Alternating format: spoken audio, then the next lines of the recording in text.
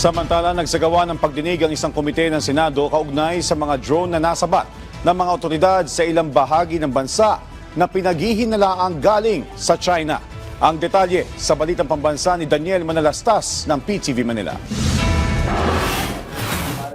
Sa pagdinig ng Senate Special Committee on Philippine Maritime and Admiralty Zones, pinakita ang ilang drones na nasabat ng mga otoridad.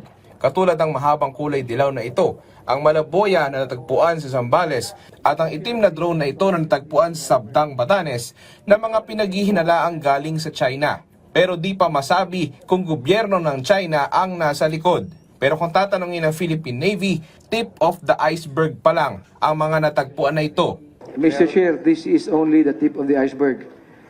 It only came to our attention when the AFP, based on the guidance of the Commander-in-Chief and the SND, would now orient ourselves towards the external or the maritime environment. Doon natin napapansin may mga reports na ganito. So sa ngayon, kung ito ay tip of the iceberg, siguro po lahat ng karagatan natin ay may mga ganito na sa ilalim. Possible, Mr. Chair. Very possible. At kumakalap ng impormasyon. Sabi ni Trinidad, ang mga nakukuhang impormasyon ng mga drone ay posibleng iba-iba ang saysay. Pwede raw pang-commercial, academic, scientific research at pwede ring pang-militar. Ang sinasabi natin, based sa kanyang forensic examination, nagbato siya ng signal sa China. Yung yellow drone is designed to collect, we call that bathymetric data. Depth of water, salinity, conductivity, oxygen content. Yung black could also has the same capability, but it also has an AVS, acoustic vector sensor.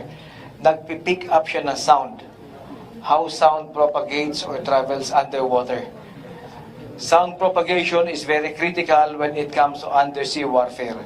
At kasunod ang mga nahuhuling umano'y Chinese spy sa bansa, sa iba't ibang lugar sa atin, ang tingin ni Senator Francis Tolentino, posibleng magkakaugnay lang ang mga ito.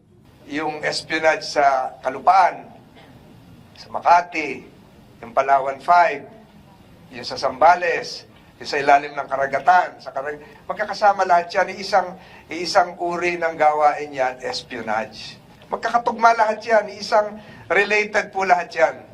At lahat ng tinuturo noon, papunta sa People's Republic of China. Aminado ang Navy, kailangan pa nilang mas palakasin ang kapasidad para mabantayan ang maritime environment ng Pilipinas. Bagay na tinutugunan naman ng pamahalaan. Bukas inaasang ipagpapatuloy ang pagdinig.